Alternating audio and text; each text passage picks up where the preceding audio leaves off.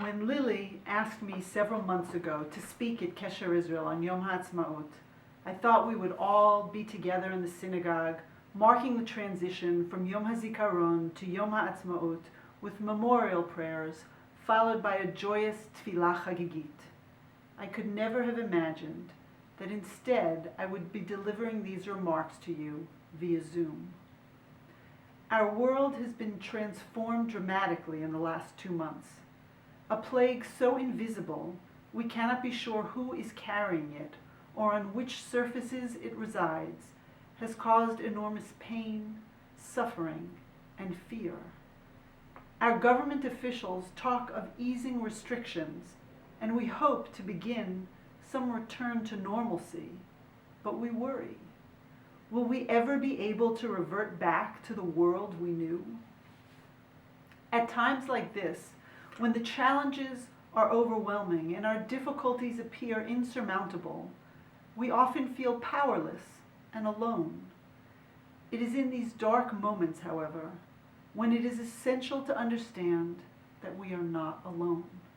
We are in this together as a family, as a community, and as a people. Early on in the COVID-19 lockdown, Natan Sharansky, the former Israeli politician and former head of the Jewish Agency, who spent 9 years in the late 1970s and 80s as a prisoner of Zion in a Soviet gulag, prepared a video with 5 tips for surviving the coronavirus quarantine. The tips reflected coping mechanisms Sharansky developed while in prison. All 5 tips are worthwhile, but tonight I will focus on just 2. Tip number 1, and I quote, "Remember you are part of a huge global war," says Sharansky. "It is against, quote, a very dangerous, though invisible, enemy, and whether we succeed in the battle depends on your behavior." Tip number 2, or number 5 in Sharansky's original video, Natan Sharansky says, quote, "Feel your connection and remember that you are not alone. We Jews for thousands of years all over the world were scattered, but we always had this feeling that we are part of a big people, a great people, with our mutual past, with our mutual future, and with our mutual mission." Continues Sharansky, think about it. Feel your connection.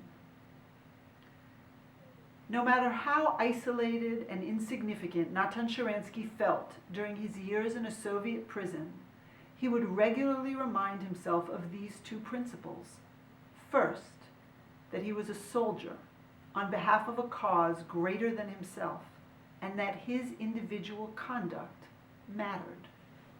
And second, that he belonged to the wondrous, historic people of Israel, whose support gave him strength. The techniques that Sharansky developed and used more than 40 years ago to survive years of solitary confinement are equally applicable today. They are timeless because our Jewish story and our Jewish struggle endures. At this time of year, the calendar is filled with dates designed to remind us of our Jewish history and shared challenges. First, Passover, when we recall how our ancestors were slaves in Egypt. As we recount the Exodus, we celebrate not only our freedom, but also our transition from Bnei Israel, the 12 tribes or the sons of Israel, to Am Yisrael, to the nation of Israel. Just days after Pesach, we mark Yom HaShoah, Holocaust Memorial Day, and remember, as the Passover Haggadah notes, that B'chol dor v'dor omdim aleinu l'chalotenu, in every generation they rise against us to destroy us. And 1 week after Yom HaShoah, we commemorate Yom HaZikaron, followed by Yom HaAtzmaut, Israel's Memorial Day and Independence Day. First, we pay tribute to those who made the ultimate sacrifice so that the people of Israel could return to the land of Israel. And then we celebrate the Jewish homeland. We rejoice in knowing that there is a place in this world where time is marked according to the Jewish calendar, where Hebrew, our historic language, is spoken, and where Jews are free to practice their faith with pride. Israel's existence gives us strength, comfort, and a sense of security. Judaism is unique in that it is both a faith and an ethnicity. We share not only religious belief, but also a common ancestry and sense of Jewish peoplehood.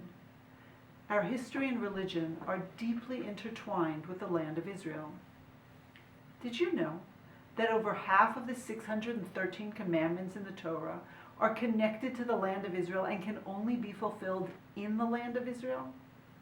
For centuries, Jews have not only prayed facing Jerusalem, they have prayed to return to Jerusalem.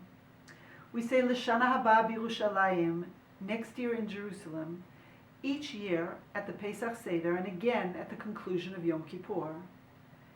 This determination to return to Zion is the glue that has kept Jews connected for millennia.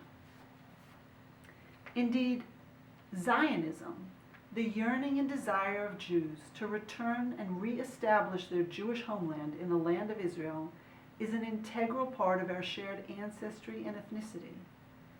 Zionism as the political movement of the Jewish people may have originated in the 19th century, but the desire and determination of Jews to return to their ancestral homeland is thousands of years old as Abraham and the Bible. The experience of the Ethiopian Jews demonstrates how inherent Zionism is to Judaism.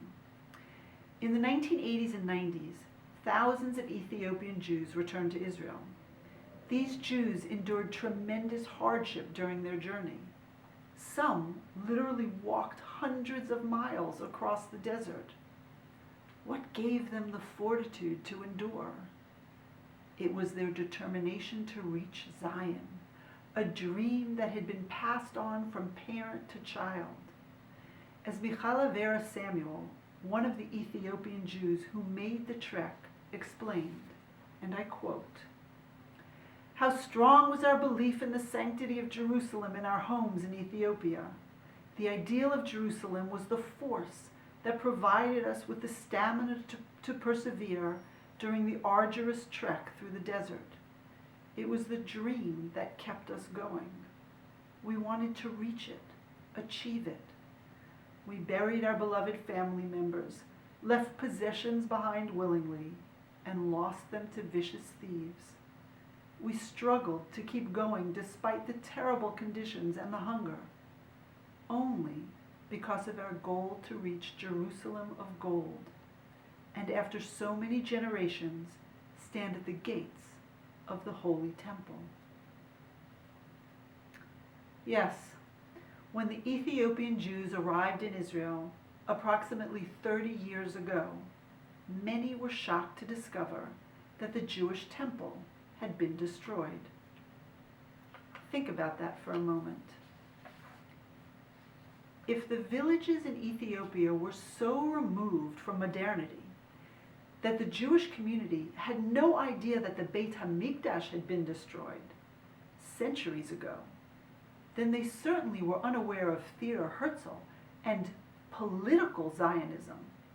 It was their religious and ethnic devotion to the land of Israel that motivated them to persevere and eventually reach Israel. Zionism is as integral a part of Jewish identity as observing Shabbat or keeping kosher. Not all Jews observe the Jewish Sabbath or maintain a kosher diet, but those who do so as an expression of their Jewish identity. Similarly, not all Jews are Zionists, but for many Jews, identifying with and expressing support for the Jewish homeland is also an expression of their Jewish religious and ethnic identity. Today, Jews are increasingly pressured to hide or shed the Zionist part of their identity. Jews are often demonized and marginalized when they express support for the Jewish nation-state of Israel. This is not a new phenomenon. As president of the Louis D. Brandeis Center for Human Rights Under Law, a legal advocacy nonprofit established to combat anti-Semitism, I hear regularly from students who experience this pressure on university campuses. Not long ago, for example, we were contacted by a member of AEPI, a Jewish fraternity, at Kent State University. Earlier this semester, back when students were still on campus, AEPI organized a party and arranged for a local band to perform.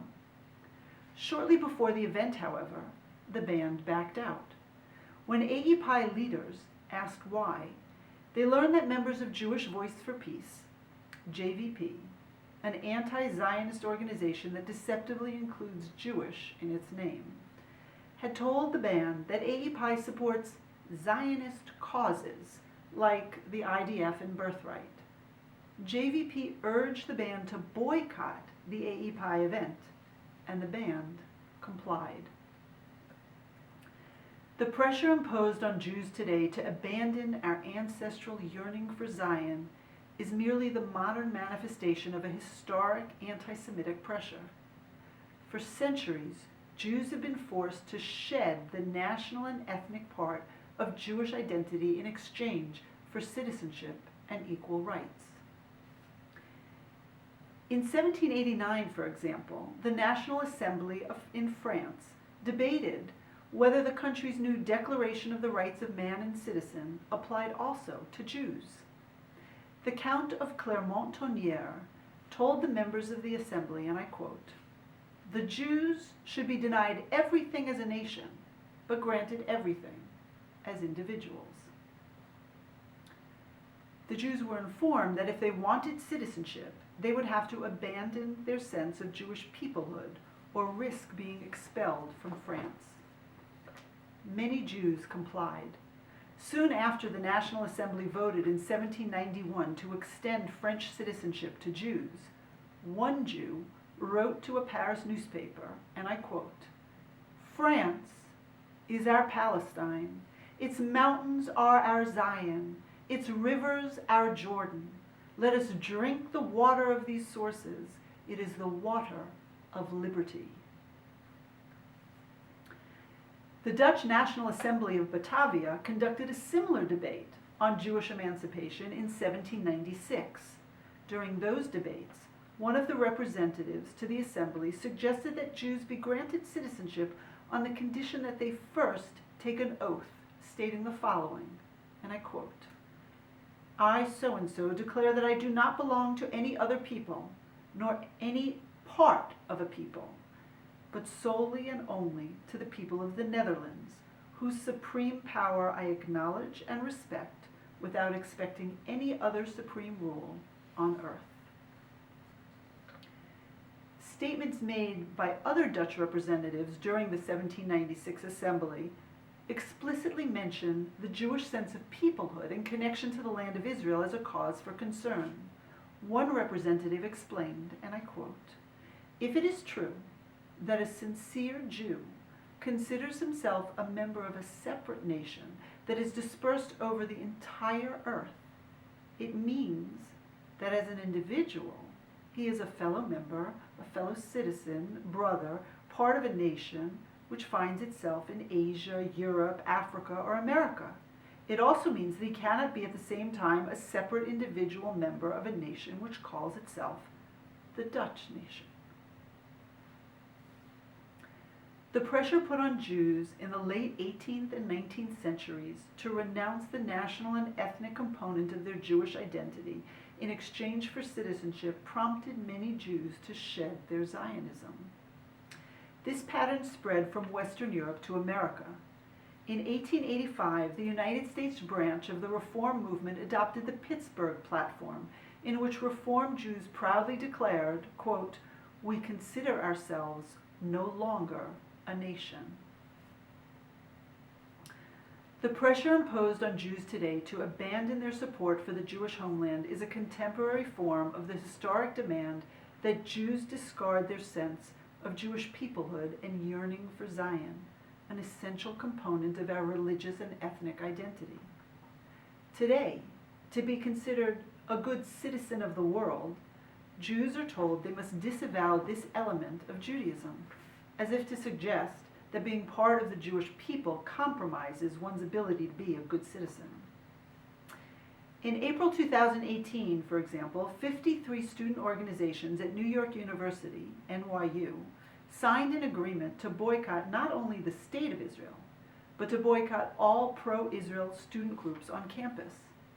The 53 student organizations resolved that they would not co-sponsor events or engage in dialogue with any pro-Israel organizations. What message does that send to a pro-Israel student at NYU? It's saying to that student, if you want to join our campus community, if you want to be a full-fledged member and demonstrate with us on climate change, immigration, women's rights, LGBT rights, we'll accept you on one condition. Check your support for Israel at the door. Shed that part of your Jewish identity, and then you can join us. As I suggested earlier, that is no different than demanding that a student stop observing Shabbat or stop keeping kosher in order to gain admission. It's comparable to demanding that a Catholic student disavow the Vatican or a Muslim student shed his or her connection to Mecca. Last November, the University of Toronto Graduate Student Union, GSU, refused to support a campaign initiated by the university's Hillel to make kosher food more accessible on campus. A student union representative explained that the GSU Executive Committee would not support the campaign because, I quote, the organization hosting it, Hillel, is openly pro-Israel, close quote. Much of the media that reported the story did not understand that back in 2012, the University of Toronto GSU adopted a Boycott, Divestment and Sanctions, BDS resolution that precluded it from supporting all pro-Israel organizations on campus, including Hillel. Therefore, in November 2019, 7 years after the BDS resolution was adopted, Hillel leaders were told that support for the Kosher Forward campaign would contradict the, quote, will of the GSU membership, close quote. In other words, the GSU could not support providing kosher food because Hillel, the organization representing the Jewish students on campus, did not disavow Zionism, a key component of Jewish identity. Such pressure begins on, but is not limited to, the university campus. In Chicago in June 2017, and again in Washington, D.C. in June 2019, Jewish participants in the Dyke March in those cities were permitted to wear religious paraphernalia, such as a kippah or a talit, but denied the right to carry items that reflected support for Israel, such as the Jewish pride flag, a rainbow flag with a Star of David at its center. The Dyke March was designed to celebrate diversity and inclusion, but its leaders directed that Jewish participants hide or shed this essential component of their Jewish identity. No other group was charged such a high price for admission. We must not give in to this pressure, because belonging to the Jewish people is our greatest source of strength and comfort. You need look no further than the current pandemic for proof. Shortly after Purim, my family learned that a dear friend, a healthy, active man in his 50s, had contracted the coronavirus. The man went to the hospital, but his condition continued to deteriorate. So his children organized a group to say Tehillim, Psalms, for their father's recovery. They set it up on WhatsApp and invited people to join. The idea was to recite the Psalms sequentially, so each person would post in the chat group the number of the perek, the chapter or chapters, that person was going to say. The next person would start where the last person left off, creating a continuous chain. So one person might type the number 6-8, meaning they would recite chapters 6 through 8, and the next person would type 9, 10, and so on. When they reached 150, the final psalm, they would begin and start all over again from chapter 1. The WhatsApp group filled up quickly, so the children started a second and then a third. Soon they filled 5 WhatsApp groups. 1,100 people were reciting Tehillim, and miraculously, their father's condition began to improve. The doctors who had been preparing to place him on a ventilator could not explain the sudden change in his condition. He returned home, COVID-19 free, just in time to celebrate Pesach with his family. But the WhatsApp Tehillim groups continue. I belong to one. They have created a list of cholim, of people around the globe who are ill with coronavirus. Blank ben blank, blank the son of blank, or blank bat blank. Men and women. There's even a tinok ben blank, a child so young he has not yet been named. Around the clock my phone pings as someone somewhere posts a number or a range of numbers. They are reciting Tehillim, praying for the healing of Jews they do not know. Before Shabbat, they post a Google Doc. People sign up to recite specific chapters. Even when our phones are silenced for Shabbat, we complete together a full recitation of the book of Psalms. And after Shabbat, the pings begin anew. It has been a month since this effort began. The groups have completed reciting the full Sefer Tehillim over 215 times. Jewish people around the globe, strangers to one another, praying around the clock for one another, all connected by WhatsApp, an Israeli innovation. A pandemic that has forced us into isolation has united us. It has revived our awareness and appreciation for the comfort that we derive from Jewish peoplehood. As Natan Sharansky understood, Jewish peoplehood is also our source of strength. My great-grandfather, Rabbi Aharon Levin, Zecher Tzadik Livracha, the Reish Rav, who was also an elected member of the Polish Sejm, the Polish Parliament, described this source of strength in his commentary on the Bible called Hadrash V'Ayun. In Exodus 13:8 it says, "V'higadat levincha bayom hahu lemor, ba'avor zeh asa Hashem li b'tzeitim miMitzrayim," which means, "And you shall tell your son on that day, saying, it is because of this that God acted on my behalf when I left Egypt." From this verse, we learn that we are to teach our children the story of the Jews' exodus from Egypt. But my great-grandfather explained that there is more we are to learn from this verse. What are we commanded to teach our children? The Reish Rav explains we must teach our children a love for our people, a love for our nation. We must teach our children that the pain of others is our pain. We must celebrate each other's joys and feel each other's suffering. How does the Reish Rav derive that message from this verse? The answer is from the little word zeh, which means this. What does it mean when it says, Ba'avor zeh asa Hashem li, that it is because of this that God acted? My great-grandfather explains there is another place in the Bible where the word zeh appears and is equally perplexing. That is when Joseph goes searching for his brothers. The Bible, in Genesis 37:17, says that Joseph saw a man and asked him if he knew where Joseph's brothers had gone.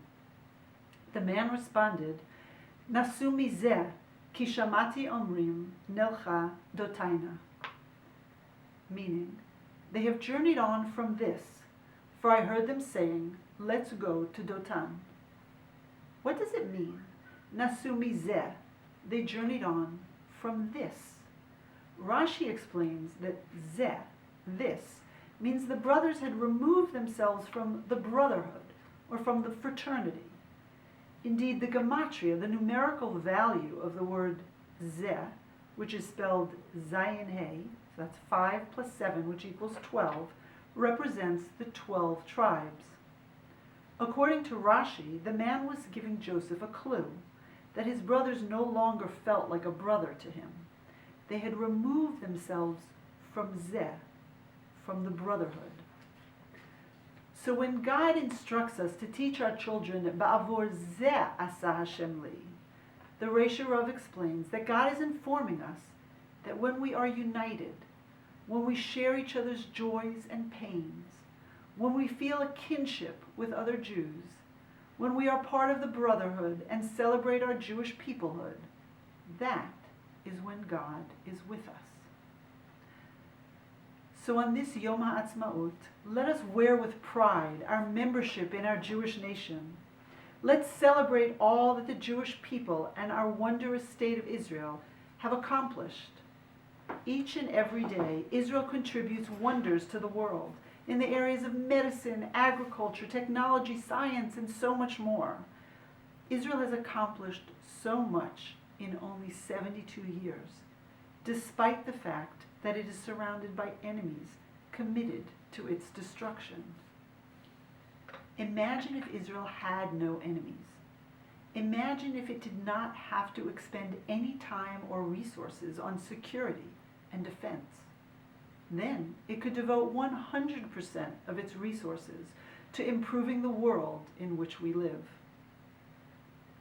Let's unite and push back together against those who pressure Jews to abandon the Zionist component of our identity, because demanding that a Jew abandon any part of his or her identity as a Jew is anti-Semitic. You do not need to wear religious apparel to understand that targeting a person because he appears Jewish is anti-Semitic. Similarly, you do not have to be a Sabbath observer to recognize that discriminating against a person because they observe the Jewish Sabbath is anti-Semitic. So too, you do not have to be a Zionist to agree that harassing a Jew for expressing the ethnic and national component of his or her Jewish identity is anti-Semitic. So my wish for you today is that we find a way to overcome what divides us. May we recognize and teach our children that it does not matter whether you are Ashkenazi, Sephardi, Mizrahi, conservative, Orthodox, Reform, or Reconstructionist, Haredi, or Chiloni. We are all Jews, and Israel is our homeland. We must unite against those who oppose and seek to divide us, because it is only when we come together, when we celebrate each other's joy and feel each other's pain, that we derive the strength of Jewish peoplehood. We are not alone. We belong to Am Yisrael, and Am Yisrael Chai. That is our source of strength. Our sense of peoplehood is the secret that enabled Natan Sharansky to endure years in solitary confinement. It is the spirit that provides comfort during this pandemic. It is the force that returned us to our ancestral homeland 72 years ago, and the reason that we never gave up hope that we would return. And it is the blessing that will ensure that we and the state of Israel endure. So let us celebrate not only tonight, but always. And may we rejoice together in good health next year at Israel's 73rd birthday in Jerusalem. L'shana haba b'Yerushalayim habnuya. Thank you.